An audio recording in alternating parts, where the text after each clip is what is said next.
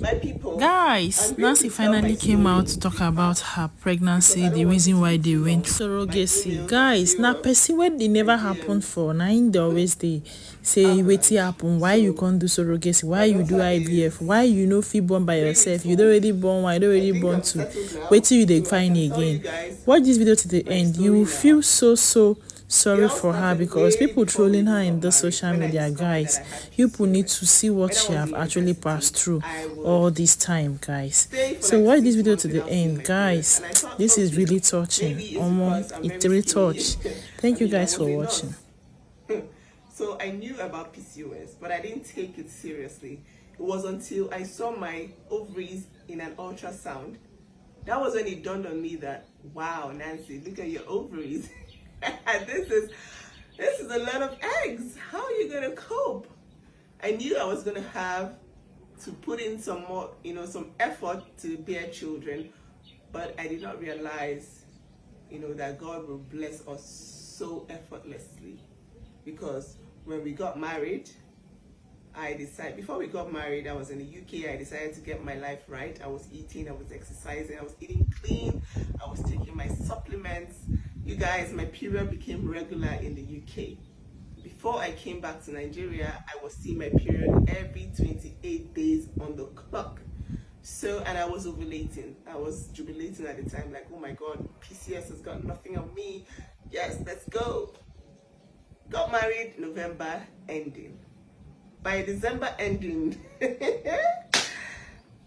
I was pregnant. Yeah, I was pregnant by December ending because my daughter was born in September, early September. So yeah, that's how fertile I was.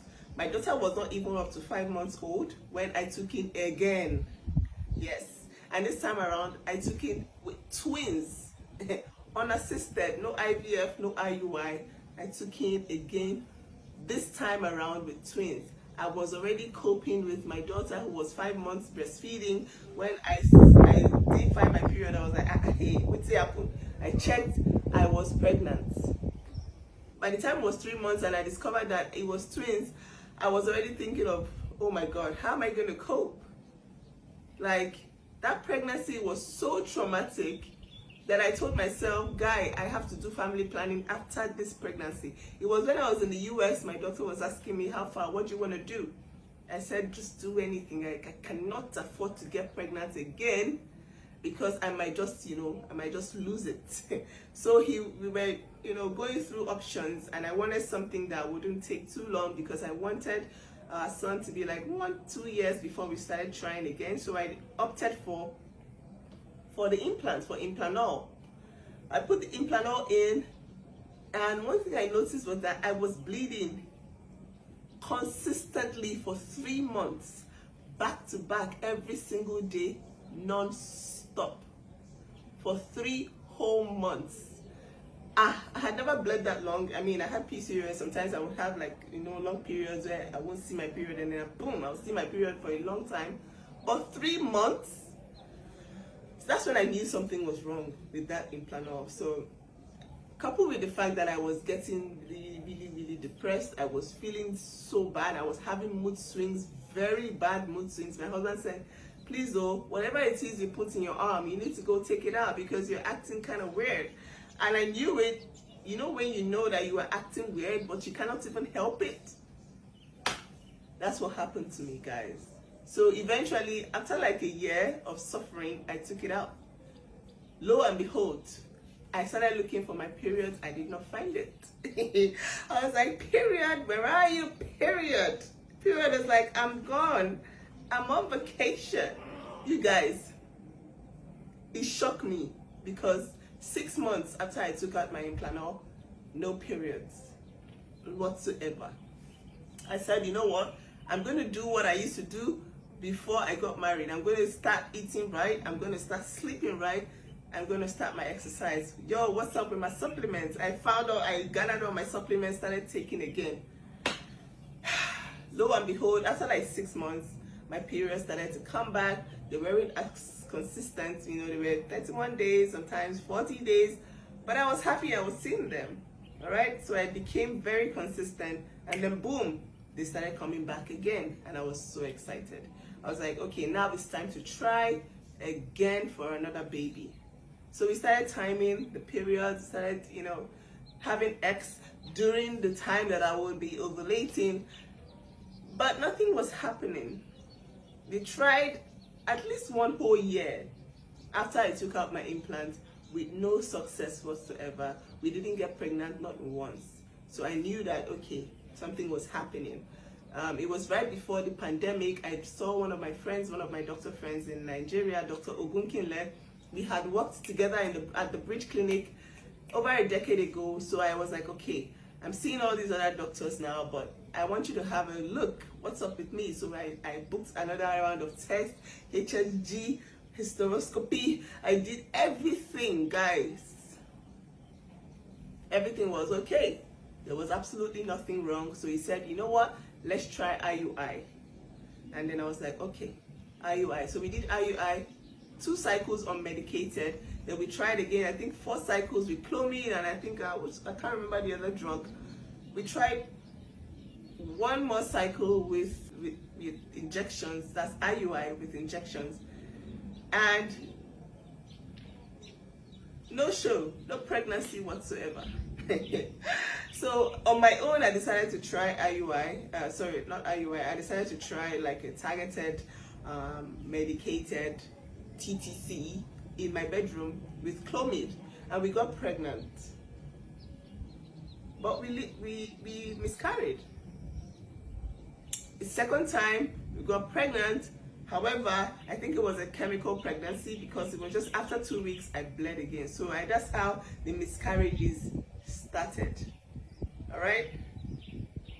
After the whole IUI saga, it was the pandemic, so we decided to try by ourselves. So we were trying. We were getting pregnant, and it was just coming down. Like, I was just like, what's going on?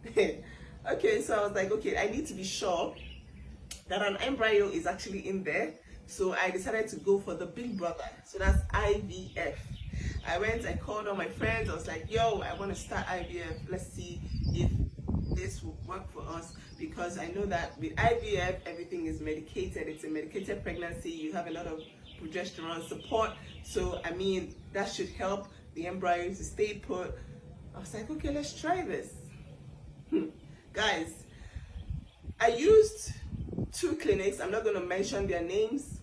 But one thing I will tell you is that if you're trying to conceive in Nigeria and you walk into any clinic and anybody judges you based on your history, it is time for you to leave. Okay?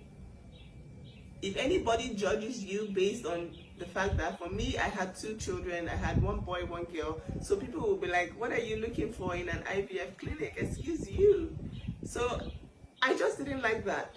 Okay? The fact that you feel that people that have children already should not look for more children, or they have 1 child already, go and sit down, people have none at all, so you shouldn't be complaining. We had a goal for our family. We hoped to expand our family because we wanted more children. You see the way I am with my siblings. I have 3 siblings. My husband also has 3 siblings. That is what we wanted for our children. A large family that they could fall back on. Because in life, it is so important. In fact, sometimes your success is mainly based on how much support you have as a family. Right? 2 clinics I went to, they judged me. I'm not going to mention them. One of them, we had a somewhat successful cycle, ended up in miscarriage. And then I decided to, you know what, let me just go holler at my friends. I contacted Dr. Ogunkinle, who we also did one of the IUI cycles with. And he was like, okay, come in, let's see what's going to happen. So we did.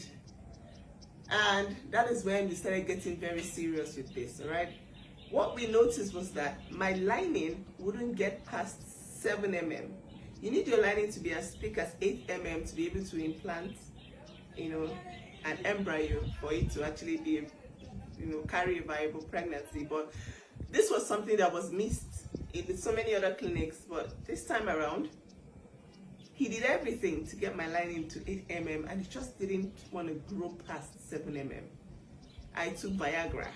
Like I took Viagra in one of my cycles to thicken my lining. That's how dedicated my doctor was to keeping my lining thick enough for the embryos to come in. We had a fresh cycle that ended up with our embryos getting frozen, and then we came back to take those frozen embryos, but the cycle failed because my lining shed 2 days before my embryo transfer, right? That's when my doctor said, are you sure everything is okay?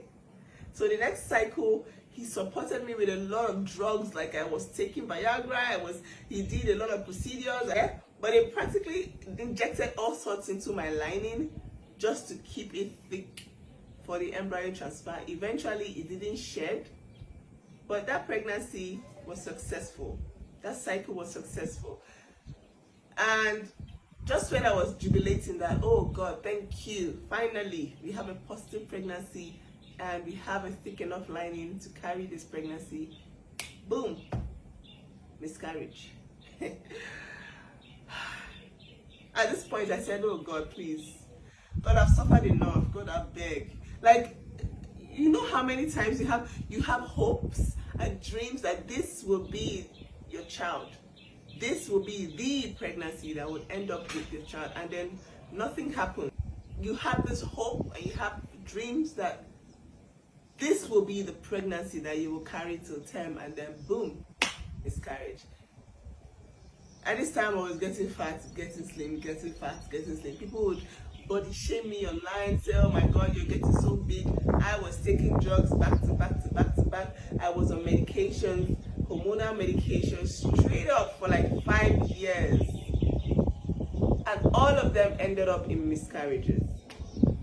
I knew I had messed up my lining. I wasn't sure where I went wrong. But the last pregnancy that we miscarried was the last straw for me. I told my doctor, I can't do this anymore. And he was like, I think it's time for you to try gestational surrogacy. At the time, we had 13 embryos left. We currently have 13 embryos. We had 15 embryos left, and I was done. I was done trying. All right, so I'm going to come back for the part 2, so you see what we did after my last miscarriage. All right. I feel so happy. I feel so blessed. I feel so overwhelmed that you actually came out to come and talk about this to educate more people. Like I said, social media is not for the weak. And for the trolls will keep coming. But thank you for coming out. Thank you for the encouragement. This one is just the beginning. It's just an awareness for you to educate other people, more people that really need this. Thank you for sharing your story with us.